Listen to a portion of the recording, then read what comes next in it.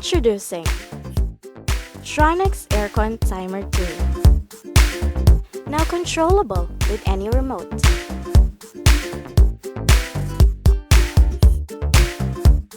Long press the timer set button until the LED displays P. Using your remote control, press the desired button. Set the desired time setting. After setting the time, the power on delay will be activated for 3 to 5 minutes to ensure power stability. After delay, aircon will automatically turn on.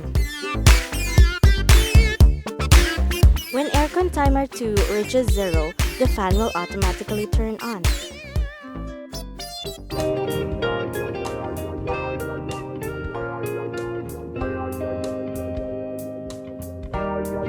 Yes!